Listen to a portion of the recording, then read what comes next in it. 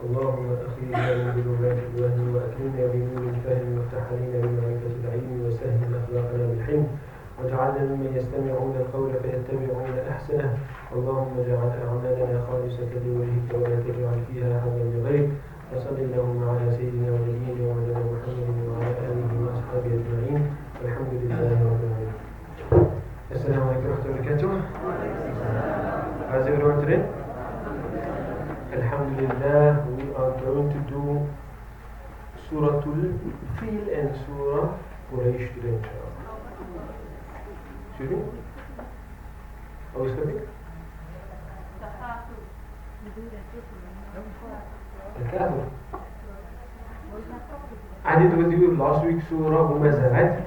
The next Surah, we finished that one. Next Surah Fil and then Surah Quraysh. Who did you do the Surah before Takathur? You did Qari'ah with me. Oh, you started Takathur. So with Mawlana Muhammad you finished Takathur, inshallah. And then I will move on to Fil and Quraysh.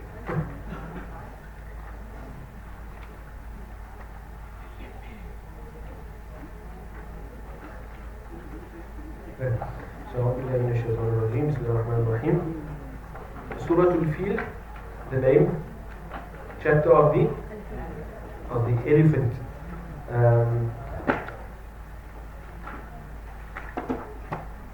It has some other names as well, Alam Tara Kaifa, just because that's the opening of the surah. Sometimes the surah is just referred to by the name Alam Tara. Anyways, yeah, the name of the surah is Al-Fil, the elephants. Why is it called the elephant? Because there's a mention of elephants in the surah. Not that the content of the surah is about elephants, no? Just that there's a mention of that. And in fact, an important mention in the surah. The surah is a Makkan surah, which means what? It was revealed before the Hijrah. And as such, it focuses more on, or its content is related to beliefs, worldview shaping type things.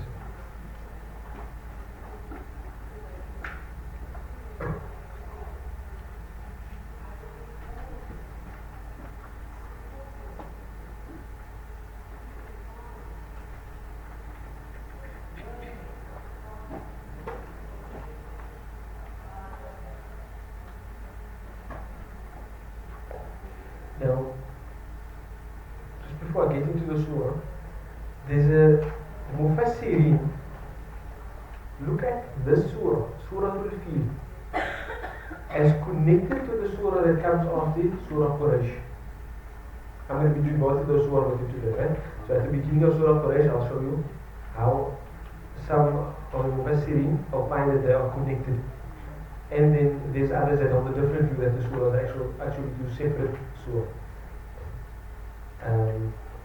So just keep that in mind, but I'll clarify that when we start with Surah Quraysh, inshallah.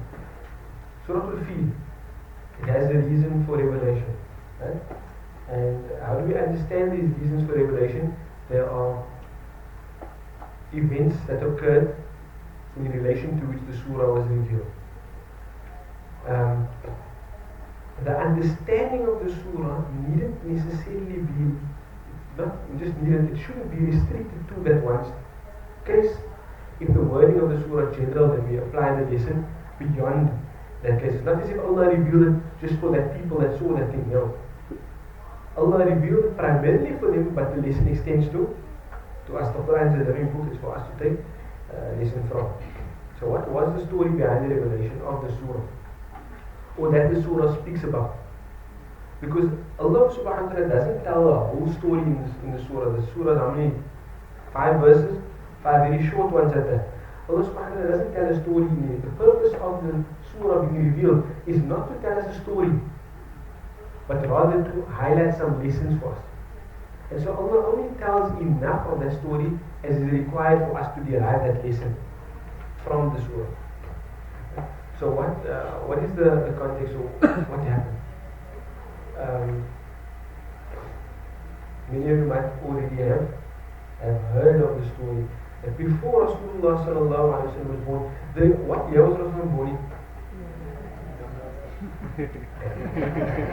Yes, in those days they didn't have numerical values attached to them. People defined years by salient events. Right? And they would, in fact, not every year would have a name also. Not every year would have a name. They would relate events, even if they would say so many years, so many months after the event of the elephant, they would record events in relation to important events that occurred. So, if we say that Rasul was born in the year of the elephant, we recognize that it was an important year in the history of the Arabs in which Rasulullah was born. So I'll speak a little bit about that aspect of the year in a moment as well. But what happened? There was a person in Yemen by the name of Abraham, Ibn al-Ashraf, by the name. He was, a great ruler, very wealthy, etc. But to some degree, he was, and you must remember also in Makkah, it's not as if Makkah was an empire. Makkah was actually a place, in fact, the whole of the Hijaz, the Arabian Peninsula, was a place that people really didn't want to go. It's like a place of ruffians, vagabonds, nobody cares about them. They're fighting with each other all the time. However, because of the fact that the Kaaba was in Makkah, the place had prestige. So all of the people that had an affinity or had some kind of claim to following an Abrahamic faith, they found some prestige in Makkah because the Kaaba was there. Right? So what does that mean? If we look at it from a materialistic point of view, people are going to be coming to visit the Kaaba all the time. They're coming through this desert, there's nothing there. There's nothing really attracting people to go in besides this Kaaba. And despite that, people would flock towards the Kaaba. When they flock towards the Kaaba, recognizing it as a house of Allah, despite the fact that they fill the Kaaba with idols, right? Despite that they fill the Kaaba with idols, they still venerated the place as the house of Allah, being like the main God to them. But in addition to that, they would bring trade with business.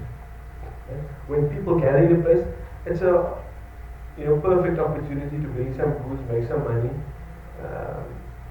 And so Makkah became a hub of trade on account of the Kaaba being there as well. Like Medina wasn't such a hub of trade. Medina was more like a agrarian society. Till today, if you go to an Umrah, when in Medina, they'll take you to the date farms or whatever. In Makkah, people weren't busy with that stuff. In Makkah, the people weren't farming so much, they were trading because everybody was coming in all the time. So, obviously, the other king, Abraham, jealous on account of the fact that all of the trade was going to Mecca, and that makes it a hub of business, he decided, you know what, I'm going to build a landmark place here that can rival the Kaaba. I mean, if you think about it, the Kaaba is not like that thing that the Saudis, or that we put over the Kaaba now, what we call the kiswa. It doesn't always look like it did now with gold on it and all that stuff. Actually, not so long ago it used to be green, and before that it was like maybe a piece of cloth. And the Kaaba is literally a brick building. It's not all the marble and stuff that you see, that was never there. It's just literally a brick building. So for somebody to think, okay, I can build something more prestigious than the Kaaba in terms of form, it's not far-fetched. The Kaaba is a very simple building. In fact, even in the time of Rasulullah, just before prophethood, when Rasulullah was about in his 30s, the Arabs at the time, they did the renovations to it. They actually, made it nicer. Not nicer like it is today, but nicer than it was before that, when it was becoming broken down. So Abraham decided he's going to build a church, because they were a type of Christian in Yemen at the time. He's going to build a church to rival the Kaaba as a landmark, and hopefully that will attract visitors to his church instead of to the Kaaba. So he did that. Built a beautiful church. But you see, the Arabs were a little bit like Etonians. They were really rugged. So what he did what one Arab guy did is, as he was going through Yemen, he saw now what Allah had done to rival the Kaaba, and he felt insulted by the fact that this is, what he's doing to take away the prestige of the house of Allah subhanahu wa ta'ala built by Ibrahim alayhi salam. And he did something pretty disgusting.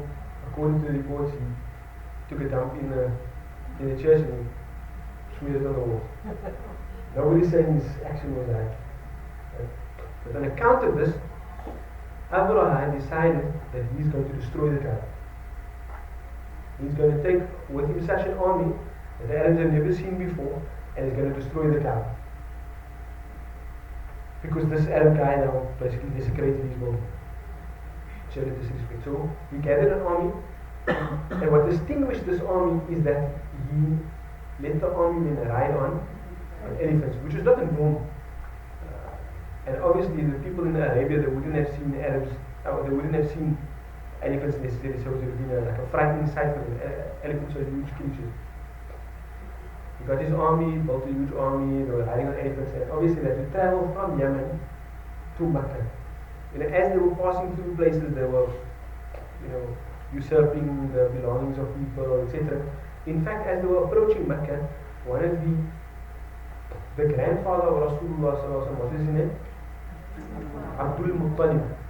He wasn't actually the slave of Muttalib. Muttalib was his uncle, who he stayed with because his father had passed away. Because on one incident, the people saw him riding behind his uncle Muttalib. They decided to give him the nickname Abdul Muttalib, and it just stuck with him. But Abdul Muttalib, he was one of the main people who looked after the Kaaba, etc. He was one of the chiefs of the Quraysh. He had some camels, about 200 of them, that Abraham and his army they usurped en route to Mecca. They stopped at a place outside Mecca. Abdul Muttalib came out to meet them, to see what's happening. Obviously the Arabs were frightened, a huge army. When I say Mecca, you cannot think of Mecca as we know it today. The areas were very, very small areas, like the size of what the Haram is today. Maybe the Haram in the first row of hotels, that's probably what Mecca was at the time. Like, there was no matar, white marbles, standing all around, none of that was there, sand. The Kaaba was just a building in place, it's not even like a perimeter building around the Kaaba, no, it was just a Kaaba in the middle of sand. Even in Medina, when you see the Prophet's mosque now, the mosque was much smaller. Only the small front section was what Masjid Nabawi was. And if you just look at the distance of the houses, or where the house of Abu Bakr was, or where they say when they went out to a field, that literally where that is now is just outside the gates of Masjid Nabawi. So they say they went out to an open field. Masjid Muhammad, for us, like literally just outside the house, because of so much expansion happened. So it's a small place. People are coming with this army of elephants. So obviously frightens them. Abdul Muttalib goes out to meet him. And then he tells Abraham, he argues with Abraham about his 200 camels. He says he wants his 200 camels back. So Abraham tells him, what kind of chief or leader of your people are you? I'm coming to destroy the house of your Lord. And you ask me about your camels. So he says, look, I'm the Lord of the camels. So I have to look after my camels. The house has its Lord, you will look after his house. That was his belief in, that was their belief in the fact that the Kaaba was the house of Allah and that Allah would protect it. The Arabs actually, that were staying, the Quraysh that were in Mecca, they actually fled from the city because otherwise they would have been killed by the army. So Abraham goes in. And I just mentioned that incident so that you can actually see that Abdul Muttalib and the Quraysh, despite the fact that they were idolatrous people, they did have belief in Allah. And they did venerate the Kaaba as a house of Allah, built by Ibrahim alayhi salam. The problem was that they introduced a whole lot of idolatrous practices and, outright wrong practices like, circumambulating the Kaaba naked and stuff like that. They had some type of justification. They felt that, these are the clothes that we sin in. So, we can't where they're guarding these clothes and will take the clothes, but obviously that's an indecently. So there was like some elements of correctness mixed with a whole lot of polluted with a whole lot of wrong ideology. But they did believe that the Kaaba was the house of Allah. And an account of that, the Quraysh specifically were an honored tribe because they looked after the Kaaba. So Abraham comes in with his army of elephants. What happens then? That's actually what the surah is about. That's where the surah starts. So you can just explain that through the surah. Allah subhanahu wa ta'ala says, بَعْنَوْذُ بِاللَّهِ مِنَ الشَّيْطَانِ الرَّجِيمِ بِسْمِ اللَّهِ الرَّحْمَنِ الرَّحِيمِ أَلَمْ تَرَ كَيْفَ فَعَلَ رَبُّكَ بِأَصْحَابِ الْفِيلِ أَلَمْ يَجْعَلْ كَيْدَهُمْ فِي تَضْلِيلٍ وَأَرْسَلَ عَلَيْهِمْ طَيْرًا أَبَابِيلَ تَرْمِيهِمْ بِحِجَارَةٍ مِّن سِجِّيلٍ فَجَعَلَهُمْ كَعَصْفٍ مَّأْكُولٍ. Allah subhanahu wa ta'ala describing what happened on that incident. He says, Bismillah ar-Rahman ar-Rahim, in the name of Allah, the Beneficent, the Merciful. Alam tara. Does what? Makes a sentence into a question. Lam. You come across that in Surah? Did you learn that in Surah yet? Yeah, okay. It's a particle of negation. For now, let's just leave it at that. It's a particle of negation. But it does something to the verb that follows it. So the verb that follows it here looks like what? Tara. The verb is actually tara. Ra'a, yara. What does it mean? To see. To see. Here the verb is Ra'a, yara. This is it's a present tense form. Right? But it's actually made past tense by the lam. I always like to say, if I remember what lam does, lam makes a verb lam. Also, usually a verb has a haraka at the end. Haraka is movement. Lam replaced with the sukoon is no movement. So instead of having movement on it, it's not lam, it's just stationary. Right? Secondly, it's supposed to be present tense. But this guy so lam is still in the past tense. So there's a present tense form, but past tense meaning. Right?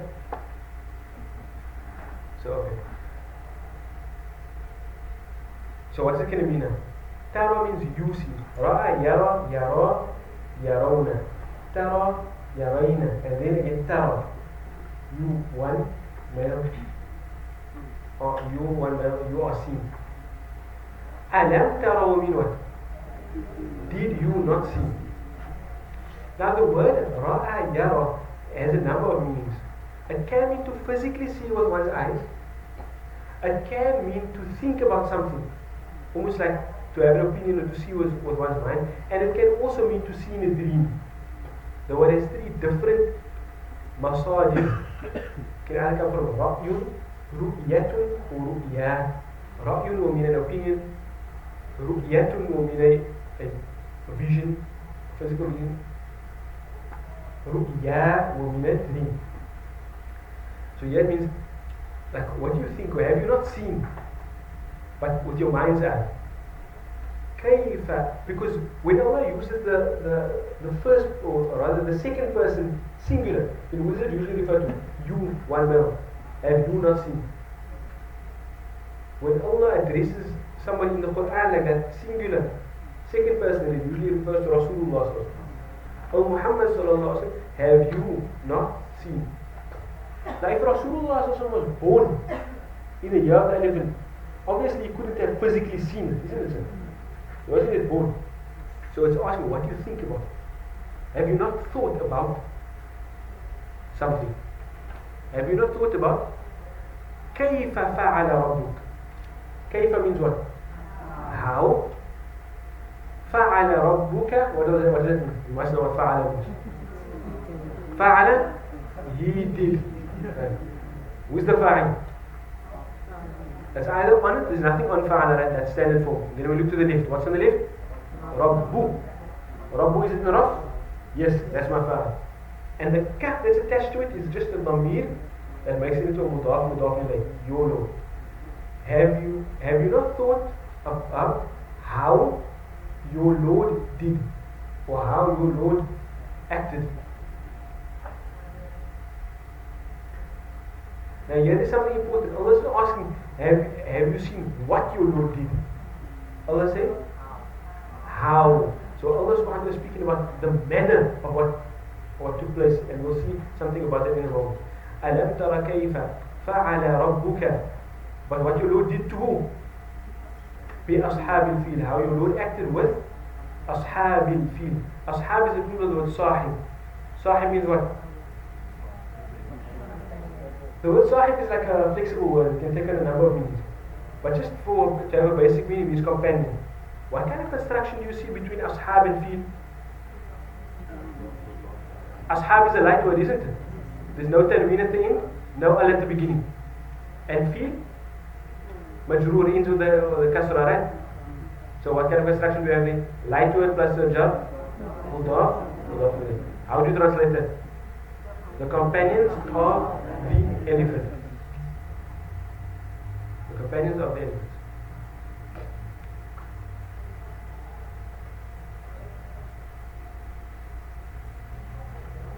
So when we say the companions of the elephants, mean we can say like the owners of the elephants, all of those meanings could be understood from. The people of the elephants.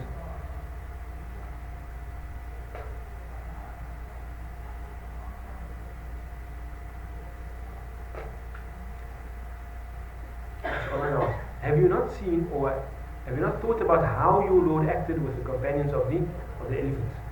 Alam yaj'al. Alam. It's basically the same meaning. Makes it into a question, lam is for a negation and makes the verb lam. Right? Yaj'al. That's why it's supposed to be ja'ala yaj'alu. Ja'ala yaj'alu. But is haraka.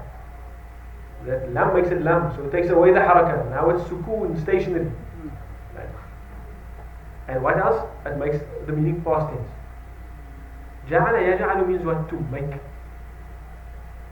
Lam yaj'al, he did not make. Alam yaj'al, did he not make.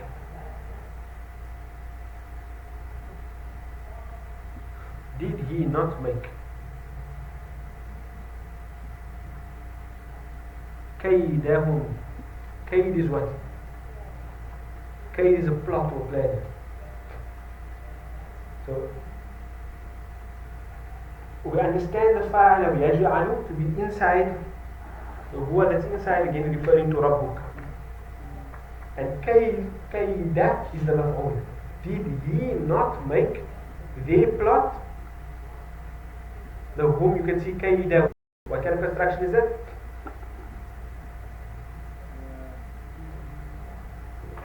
Kayd isn't kayd a light word? No al, no tanween, light word, right? The whom is fixed, it's mabni, it doesn't change. So it's mudaf in the construction. And actually, you shouldn't even have to go through this whole process. Whenever you see a dhamir attached to a noun, that's a mudaf in. Did he not make their plot fi tadlil in astrayness? How to translate it literally?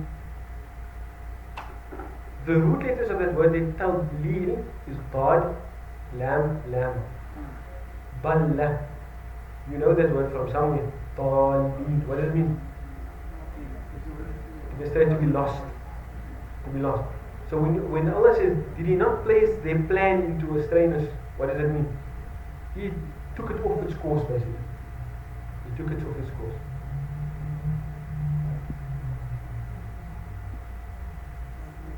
وَأَرْسَلَ. Arsala, you know the meaning of this one? What's the root letters of Arsala? Ra, Sin, Lam. What do you know from there? Rasul? What's a Rasul? A messenger. So what do you think Arsala, the verb means? It means to send. To send.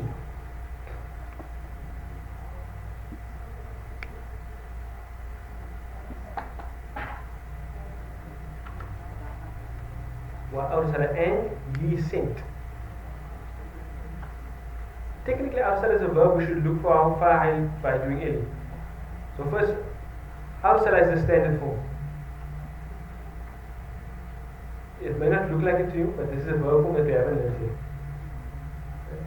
Inshallah, give you time. Standard form. So there's nothing on it. We look to the left. What's on the left? Alayhim. That's a jar or majroor. It's not going to be there. Comes after that. Tayran. That's also not going to be there. So where do we have left? Inside. Inside is huwa. Refers back to Rabbu. Wa arsala, and he, your Lord, sent alayhim. Ala, upon them. Why did he send upon them? Tayran. Tayr is a bird, right? But the word is a collective now, so you can translate it as birds. He sent upon them birds, ababila. This word ababil,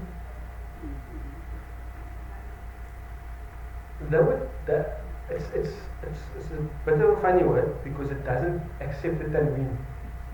You heard about such words before? You heard one type of word like that is a mabni word, right? And then you learn another type. غير منصرف. You didn't learn. There's some words that don't take a tanween, but they do change, but only half of it. They change, like they can get a dhamma and they get a fatha, but they won't take a kasra. Ababil is one of those words. You learn about it in due time.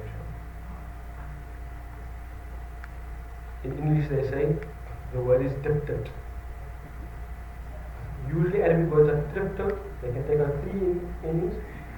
But some words are triptych, they only take on 2 meanings. But don't worry about it. Ababilia is a sifa for the word tayr. And it means, ababil means like in droves and schools. Group of flock after flock.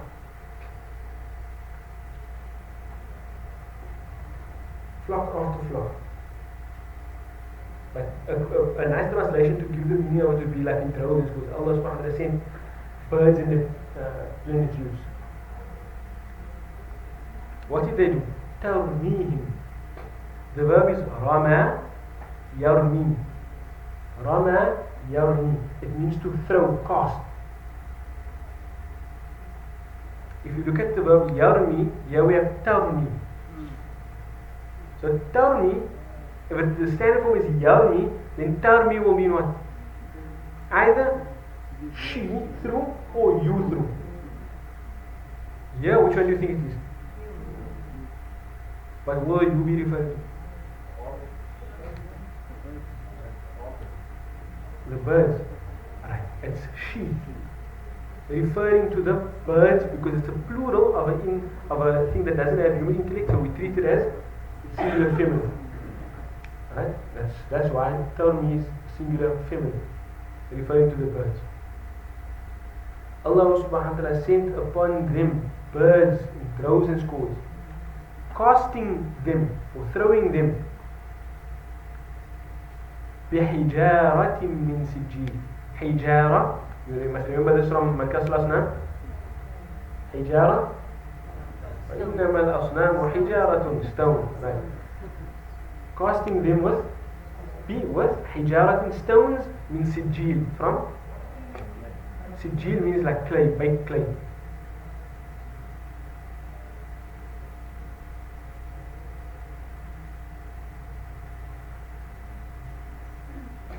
فَجَعَلَهُمْ so meaning showing that it follows on from what, on account of that. So جَعَلَهُمْ, جَعَلَ means what? We had it at the beginning, أَلَمْ يَجَعَلْ, فَجَعَلَهُمْ, so he made them. Ka means what? Like عَصْفٍ مَأْكُولٍ. عَصْف means like dry leaves. Dry leaves. عصف. كعصف مأكول. أكل means what? Like, or عصف and to be like stalk. right store. كعصف مأكول. The root of this word مأكول is akala. Akala means to eat. So if akala means to eat, then what do you call a person that eats? If you want to say the active particle, you put it on the form fa'ilun, isn't it? Like nasara is to help. What do you call a helper? Nasirun. And a person that is helped, mansurun. Right? If I say somebody hit, daraba means to hit. So a person that hits will be what? Daribun. And the person that is hit will be madrubun. Right? If I say kataba means to write. What do you call a person that writes? Katibun. And the thing that is written, maktubun. So the one I put in the form fa'ilun, the passive particle I put on the form maf'ul. So if akala means to eat, then what you call somebody that eats? Akilun. No, this is the name akil. That's something else. Akilun. And what do you call the thing that is eaten? Ma'kulun. Isn't that the word we have here? Yeah. Allah says, فَجَعَلَهُمْ. He made them like عَصْفٍ مَأْكُولٍ. And you can see they agree with each other in gender, right? Both of them are masculine, both of them are in jar, both of them are singular, both of them are indefinite. So what kind of construction do we have? Sifa Mawsul Sifa. He made them like bits of straw that were eaten. Meaning he destroyed them completely. Like such that these huge elephants now became like bits of straw that were chewed upon. So, what did I want to point out here? At the beginning, Allah subhanahu wa ta'ala didn't say, did you see what your Lord did? Rather, He says, have you thought about how your Lord acted with it? The manner in which Allah subhanahu wa ta'ala defeated them. What's that manner? They came with a huge army of elephants. Allah subhanahu wa ta'ala sent what? Birds. Can you think of, compare birds to elephants? It seems unimaginable. If I were to face an army of elephants, why on earth would I send such a small thing like birds? Right? Usually we think, well, I need to now get some tanks or something going there. In addition to that, what does Allah say? Allah sent birds, but He sent the stones that's even smaller than the birds. He sent the birds, and He sent birds with stones. The stones even smaller than the birds. So what Allah is saying is, yeah, these people came with these majestic, huge creatures. Allah subhanahu wa ta'ala brought to oppose them birds that's much smaller than them. And in reality, Allah subhanahu wa ta'ala gave these birds something that's even smaller than that stones. And using just these birds and these stones, Allah subhanahu wa ta'ala completely annihilated that army. So when we think about the manner in which Allah subhanahu wa ta'ala did that, it's a manner that gives us food for thought. Right? That the manner in which Allah subhanahu wa ta'ala chooses to do things is not always, it's not that Allah always meets like with like. Right? But Allah subhanahu wa ta'ala's plan is always victorious. It's not always that when I see a huge challenge facing me, that I necessarily need to have a whole army come to help me. Perhaps it's just a state of heart that Allah gives me. And Allah subhanahu wa ta'ala is teaching us a lesson in that. Right? That Allah doesn't always meet like with like, but Allah subhanahu wa ta'ala's plan is always the one that comes to fruition. Though it may seem like another may be coming with huge armies, Allah doesn't need huge armies to defeat them. Allah can send a small creation of His. Right? With the creation of His that's even smaller than that, to destroy them. And that's exactly what Allah subhanahu wa ta'ala did here. Some narrations say that these weren't normal stones. That these stones that they came with actually caused them to burn down in some way or the other. And that's why the description is given that they were destroyed like bits of stalk that were eaten upon. So the lesson in that is not just what Allah did, it's how Allah did it. Why is that a miracle? In fact, the miraculous nature of this shown in the lives of the Arabs. And that's why Allah used this here, this as an example to them. Allah at times refers to some events of prior peoples, Ad and Thamud and all of those people. But you see, many of the people that lived through this experience were still alive in the time of the Prophet. Rasulullah sallallahu alaihi, this happened in the year of the birth of Rasulullah. Anybody that was slightly older than him, Abu Bakr was older than him, many of the people, his uncles, many of them were older than him. They would have lived not just to have they thought, joked about the incident, but they would actually have seen it as well. Right? And for them it was a clear indication that this Kaaba has a Lord. The Lord of the Kaaba will protect it, and Allah protected it in such a miraculous way. So Allah is calling to memory the events that they experienced and were still very real to them. But Allah is not just referring to the actual happenings, but the manner in which it happened. And so that should leave an effect on them. Remember the Lord of the Kaaba? Remember the Lord of the Kaaba? Don't deviate from his path. Don't oppose him in any way. Rasulullah is a messenger of that Lord. Follow him. Right? In addition to that, one thing I must mention about this incident.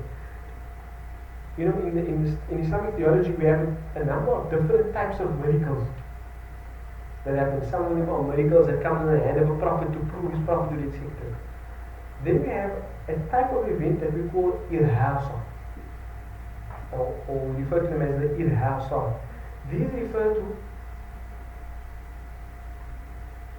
I had a nice translation for it. It refers to major events that signal the coming of another important event. Major events that signal the coming of another important event.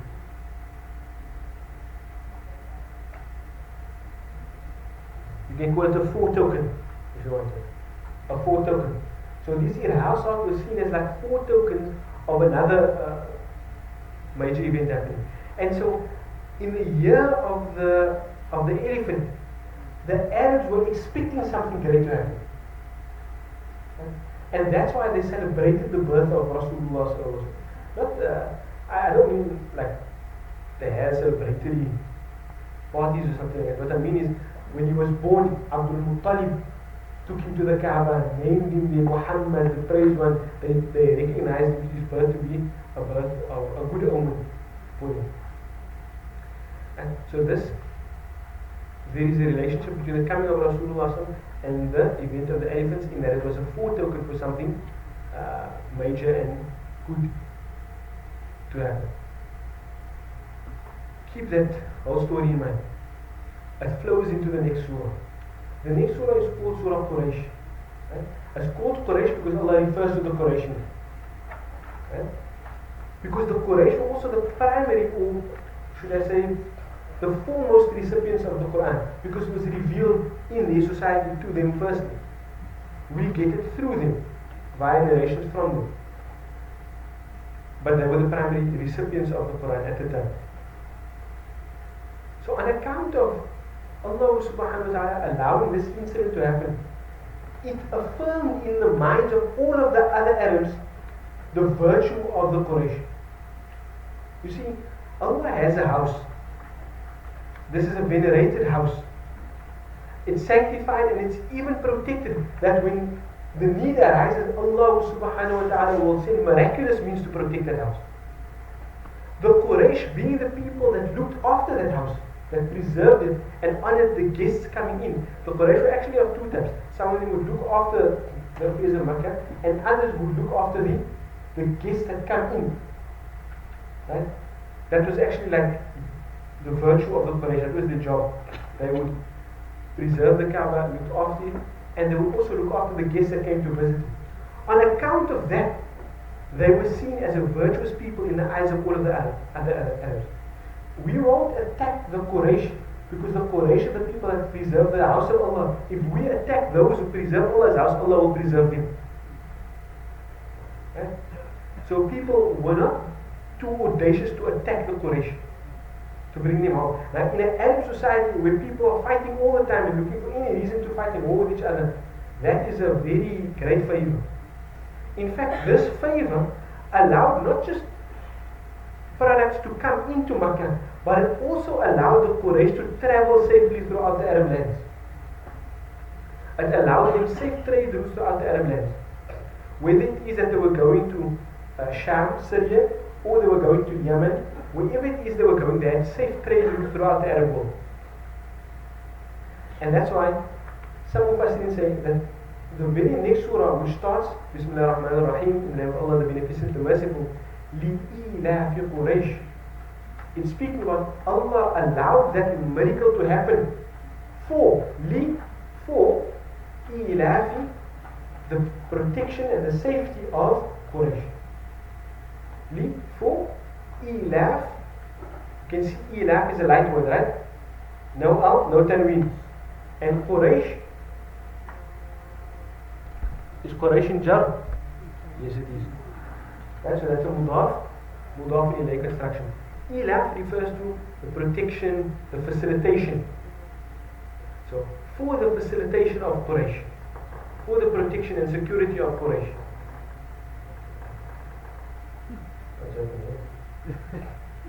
So anyways, the Mufassirin say that this surah is connected to the previous one. Allah allowed those events to happen. Allah allowed the Kaaba to be preserved or to be protected by those birds for the safety of the Quraysh. It resulted in their safety. Because now all of the other Arabs had the notion that they are the protectors of the house of Allah, Allah will protect them, therefore we should not attack them. And so, in so doing, they attain protection as well. So now, one is, Allah is reminding them of that favor, or of that miraculous event, to see the power of Allah subhanahu wa ta'ala's qudra. In addition to that, Allah subhanahu wa ta'ala is highlighting that event as a favor from Him to them. That in Allah protecting the Kaaba like that, He gave them a favor, and that favor is that other people wouldn't dare attack them, and in so doing Allah gave them security and protection. So it's a favor to them as well. Allah describes tell us more about the protection. He says, إِلَافِهِمْ, their protection or their security. When? رِحْلَةَ الشِّتَاءِ وَالصَّيْفِ. Ashita is what? Shita is winter.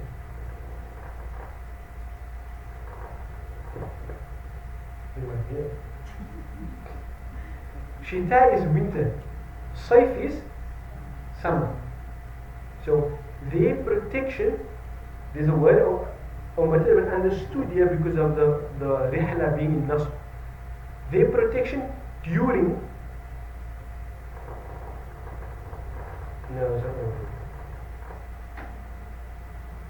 during rihla means the journey or the caravan. Caravan, not like your thing that you put at the back of your car, but you know the caravan of people and camels.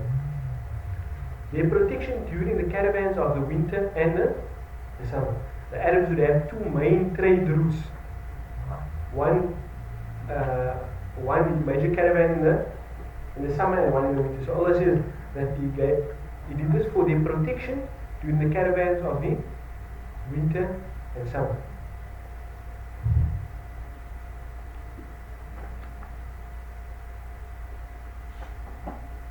And Allah says, فَلْيَعْبُدُوا. Fact means what? So meaning on account of that, on account of this protection that Allah granted them, لِيَعْبُدُوا. You know the verb يَعْبُدُوا. Abada يَعْبُدُ means to worship.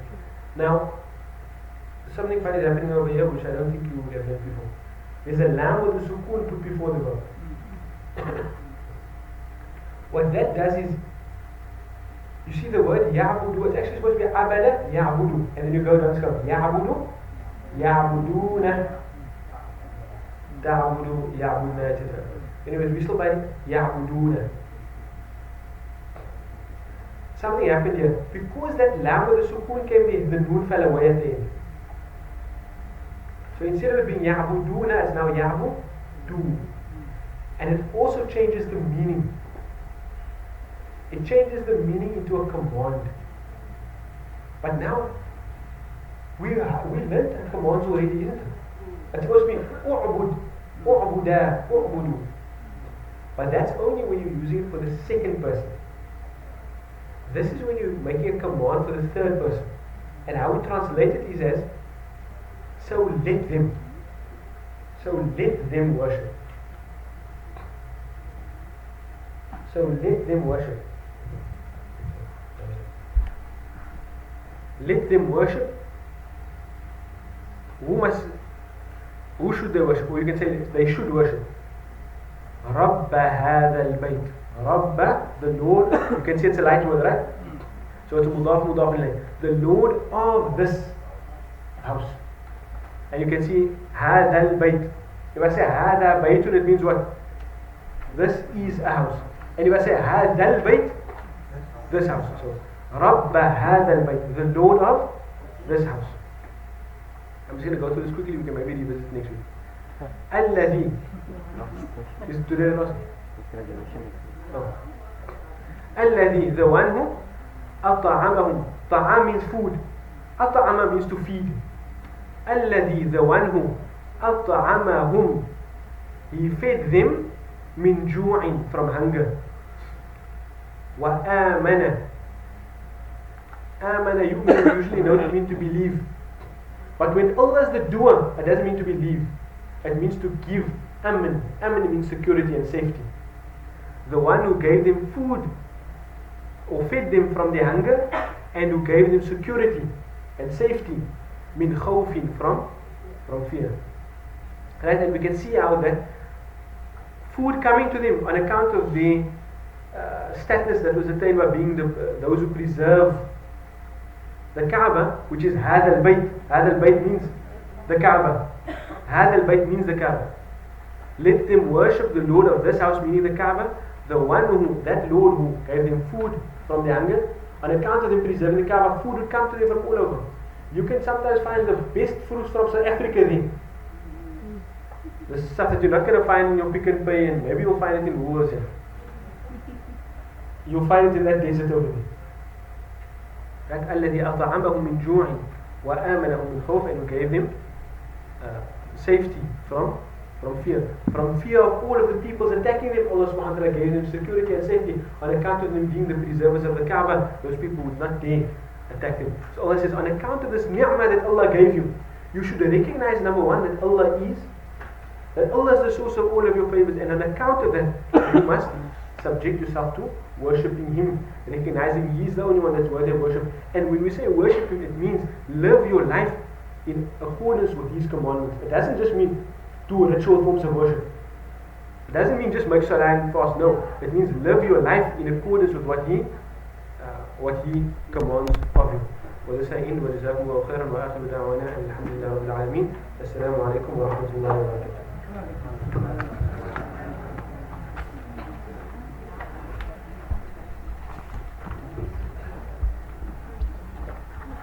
الرحيم رب اشرح لي صدري ويسر لي أمري واحلل عقدة من لساني يفقهوا قولي سبحانك لا علم لنا إلا ما علمتنا اللهم علمنا ما ينفعنا وزدنا علما اللهم اجعل أعمالنا خالصة لوجهك ولا تجعل فيها حظا لغيرك آمين يا رب العالمين.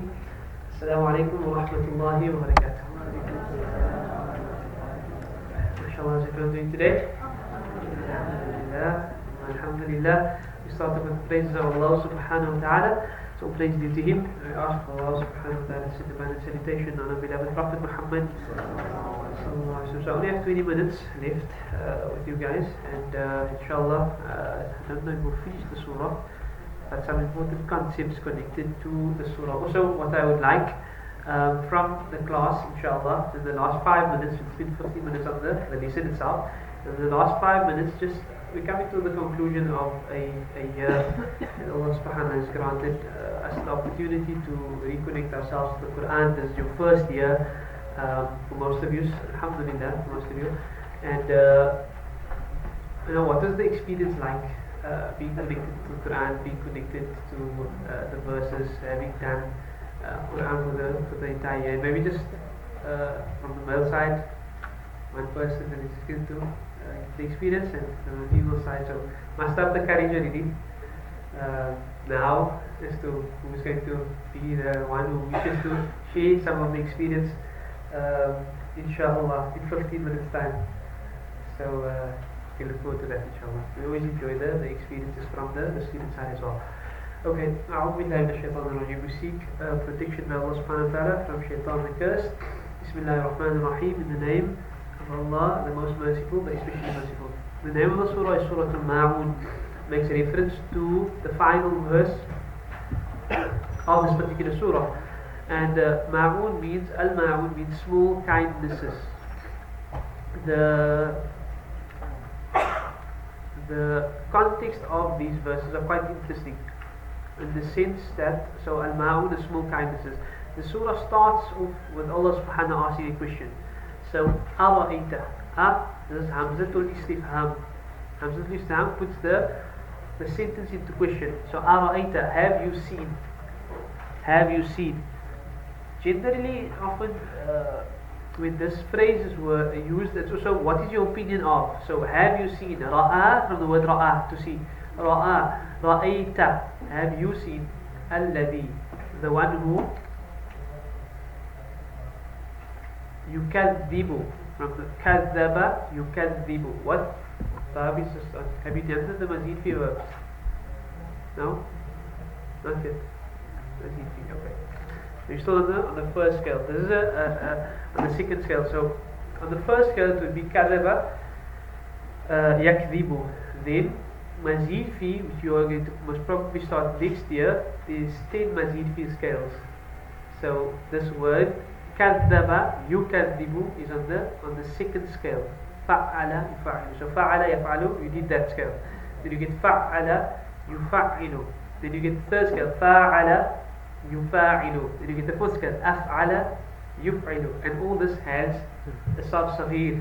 So fa'ala, yaf'alu, fa'alan, fa'ilun. All of this has a so I'm not scaring you, I'm just preparing you. So what did you say? I'm just preparing you for what you can look forward to next year, inshallah. But what happens is, there's a rule, kathratul mabani, when there's more meat on the word. So fa'ala yaf'alu, fa'ala is an extra word later on it. Kathratul mabani tadullu, it means kathratul ma'ani, the meaning is intensified. So for example, if you say qatala, qatala means to kill.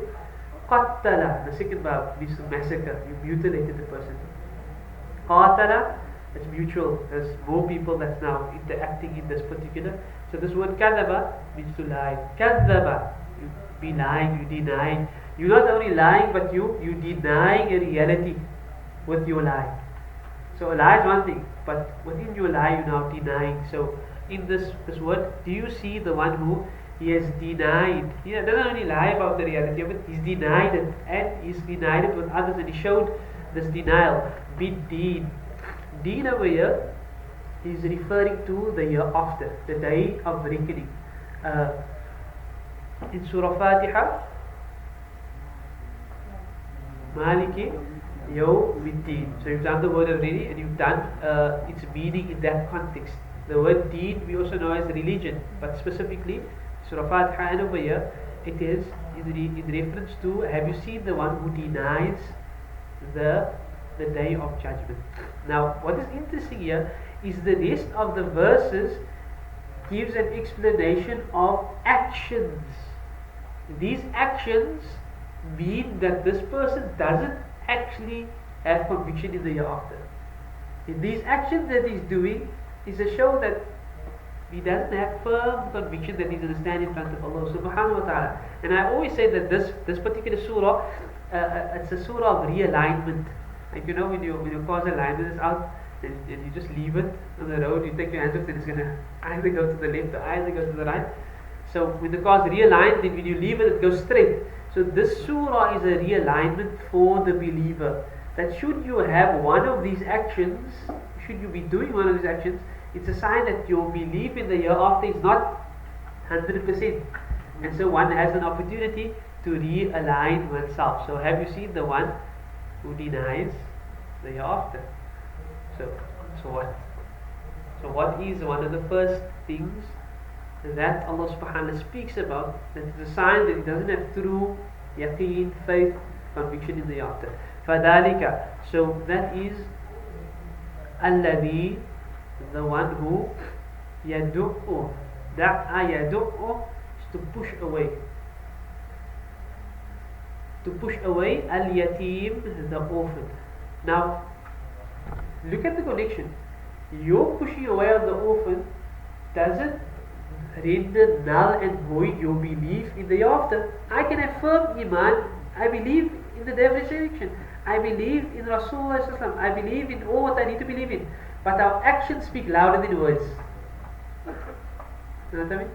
So you can say one thing, you can say to your partner that I love you, and your action can say a very, very different story.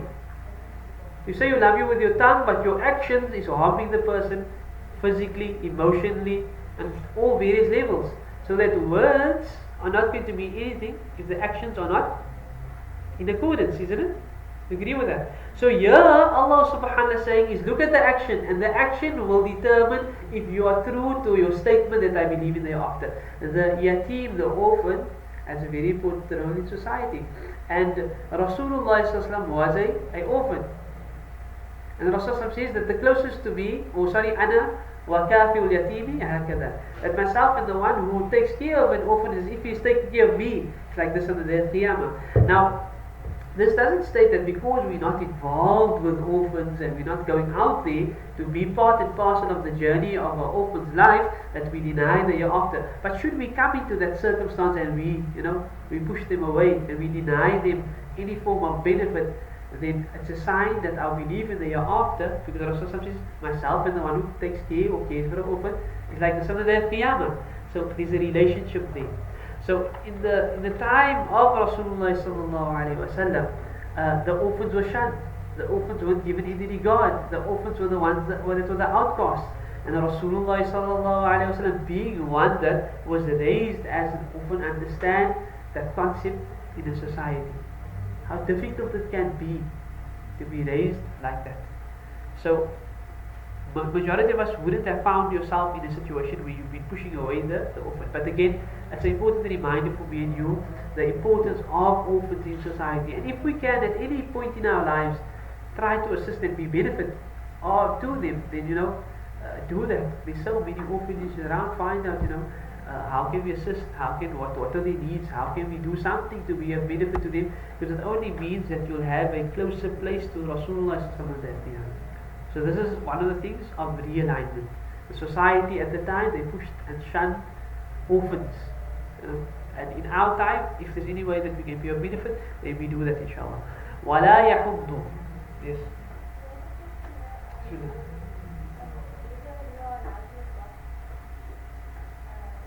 Adoption in Islam is permissible. And just they said the rules that would go with that. So the orphans will not be able to take your surname.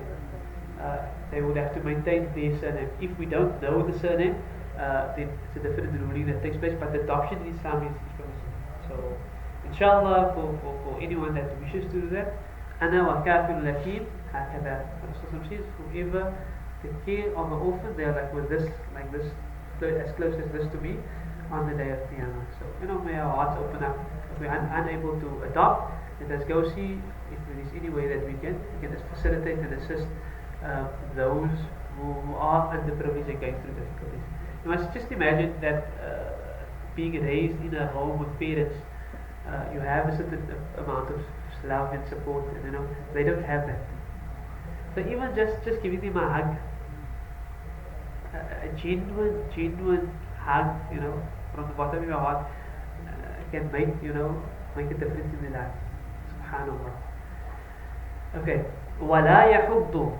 And a person who doesn't believe, he denies the reality of the hereafter, لَا يَحُضُّ, he does not encourage, عَلَى, in the relation upon, regarding, طَعَام, the feeding of al-miskin, the poor. Again, I can have firm belief in the hereafter.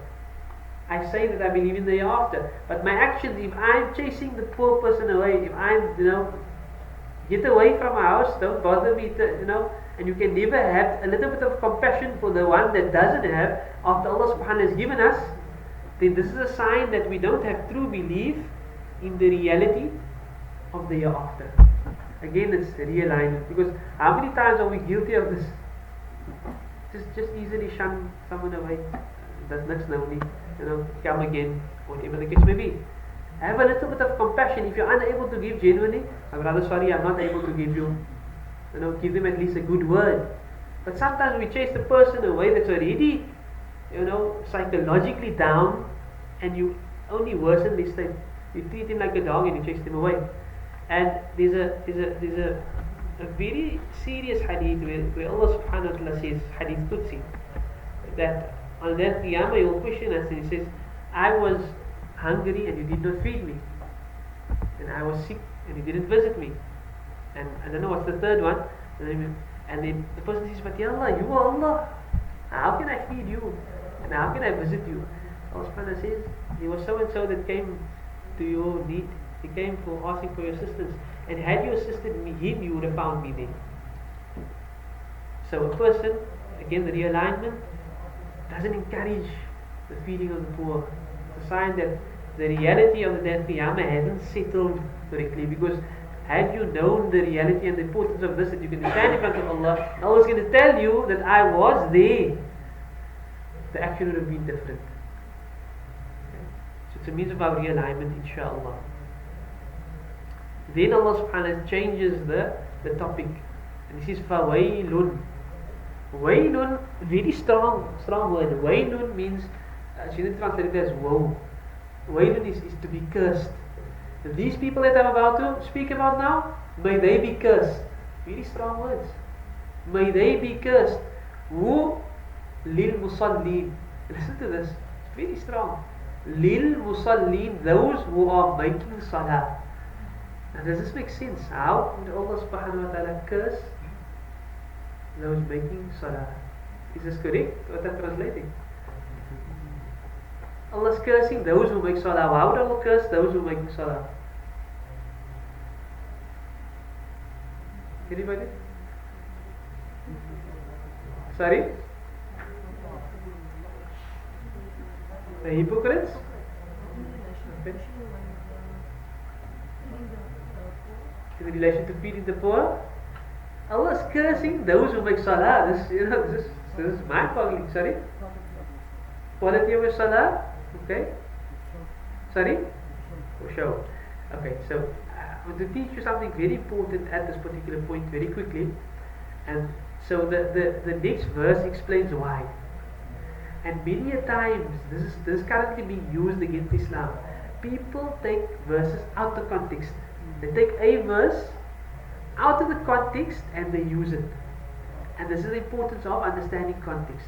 So here I've shown you something that I've taken out of context, because the next verse explains why Allah subhanahu wa ta'ala is cursing those making salah. There's a reason. Allah just doesn't just tenderly, because I'm making salah, and be cursed. That's in the pillar of my deed. I'm supposed to be making salah. There's a verse where Allah subhanahu wa ta'ala speaks about on the battlefield, when they're fighting you and they're trying to kill you. فَقْتُلُوهُمْ حَيْثُ ثَقِفْتُمُوهُمْ. Now you fight and you kill them wherever you find them. The context is, they're about to kill you, you're going to die, your Islam is about to be wiped out. Respond in the like manner that you defend yourself. The non-Muslims have taken this out and says, look at how barbaric Islam is. It says wherever you find the non-believers, you slaughter them. Meaning, if I could have taken that verse out of the context and I teach it to you, and you go out here now and the next non-believer start making qurban. That's not what the verse is. The verse in context said that on the battlefield, Badr, when they came to kill you, Uhud, when they came to kill you, Khandaq, when they came to kill you, fight back, because otherwise there's not going to be in Islam. The tip of Africa, there's going to be no Muslims.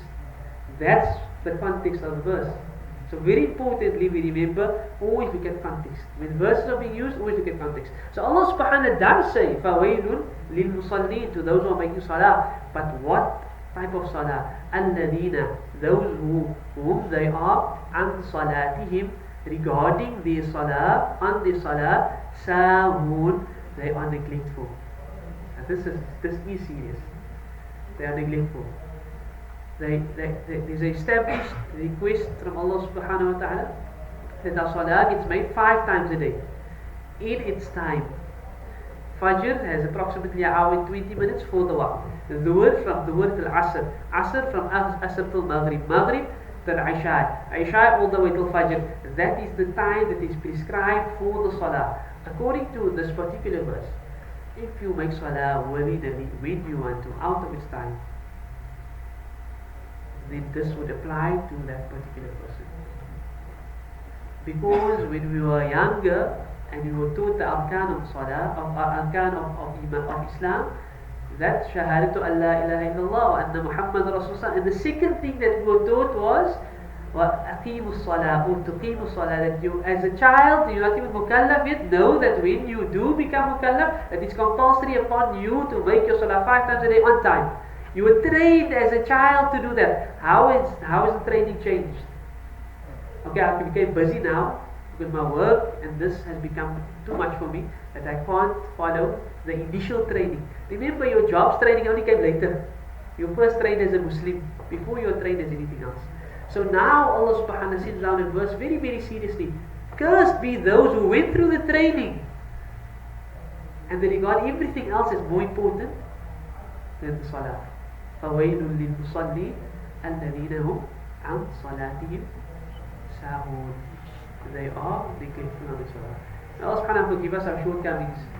If we found ourselves neglectful on our salah 5 times a day, we found ourselves making salah, coming home and making tarawih at the same, tarawih. Allah subhanahu wa ta'ala forgive us for that. And may, we're coming up to the holiday period, slowly let us start putting into practice, those necessary things. And this is a sign of رَأَيْتَ الَّذِي يُكَذِّبُ بِالدِّينِ. The person who doesn't believe in the year after, this is a sign of it. Rasulullah says that أول, the first thing, مَا يُحَاسَبُ بِهِ الْعَبْدِ, that the slave will be questioned on the day of Qiyamah, as-salah, is salah. First thing, if the salah is intact,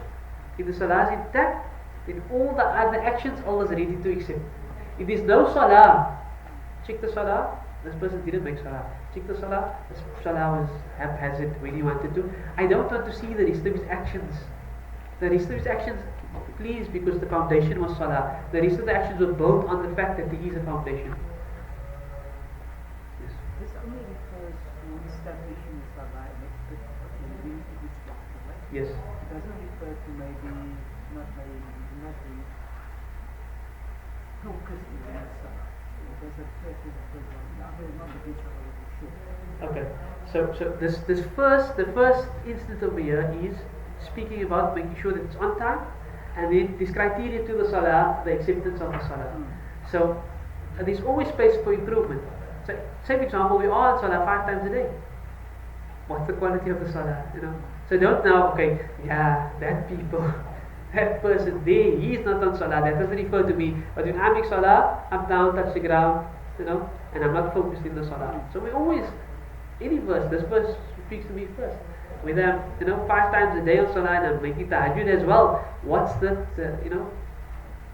quality of that salah? So good question. And our time is running up, and I still want to just at least get 2 minutes of feedback, inshallah. But this verse speaks about realigning our lives to ensure that you are safe on the day.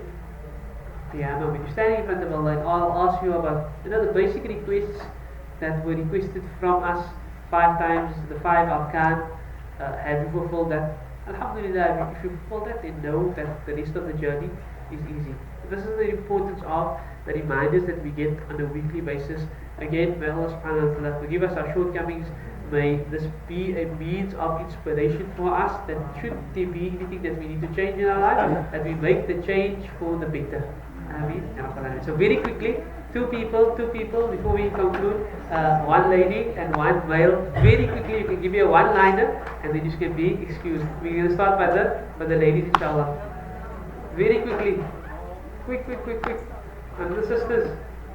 share with us your experience of the year. Was there anything that stood out? Was there anything that you benefited from? Anything?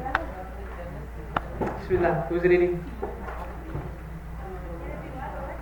Sorry?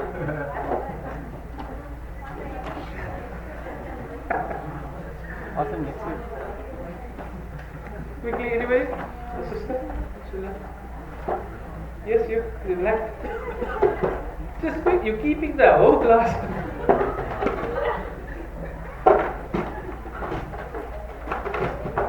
Anybody? Just anything that stood out for the year, anything that was highlighted, anything that you enjoyed, any of your experiences, anything. Yes, Bismillah, they are one thing to share with us, inshallah. Wa alaikum salam wa rahmatullahi wa barakatuh.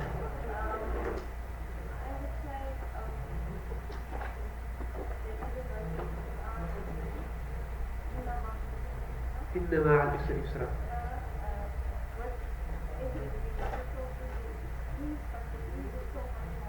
الله أكبر.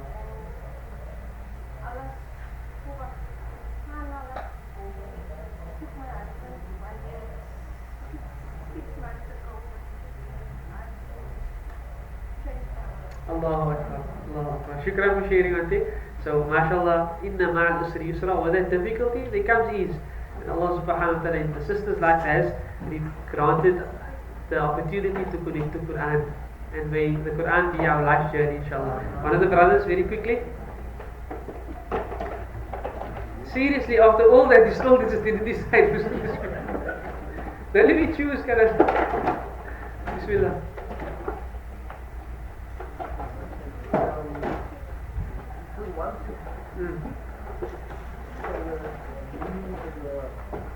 Understandings of the words and stuff, but also the meditations was mashallah and salah now because we must have MashaAllah, MashaAllah. think about more. Okay. Think about more. So reflection, Another brother. Bismillah. Yes.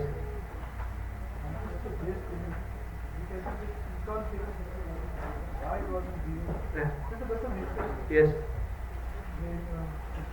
For the sister, okay, inshallah. The brother is mentioning that, alhamdulillah, through this process, there's a lot of reflection that takes place. And even in the salah, if there is a verse that you maybe understand, that assists that process. And this is what this journey is about. It's about making us a little bit more conscious in the things that we do. You know, the arkan of our deen is three. The arkan of our deen is three. Arkan al-Islam is the one, it's action, saying with your tongue, performing the salah, fasting, action, giving the zakah, going on hajj. The second arkan of our deen is the belief. So I can't make salah if I don't believe in Allah. A Christian can make salah all day, that salah is not going to be accepted. So the two needs to be coupled. I believe properly, my belief is correct, the 5, 6 arkan, and I'm doing the action. But there's a third component to that. That is ihsan. Ihsan is that you worship Allah as if you see Him, and if you do not see Him, then know that He sees you. So in my salah I believe, and in my salah I'm doing the action, but am I connected in my salah? Sometimes I make salah, I'm done with salah, I don't know what happens. I'm in my salah, but the food is on the thingy, and you know, Barcelona's playing now in the next 5 minutes, and I didn't finish my, whatever the case may be, there's no connection. So 3 components to our deen: the action, the belief in the action, and the connection when doing it. So shukran for the opportunity, for having me with us here. If there's anything I did, you know, that was a shortcoming from my side, I do apologize. But I did enjoy having the opportunity to share some information with you. We look forward to seeing everybody next year again, inshallah. Jazakallah khair. Wa akhir da'wana alhamdulillah.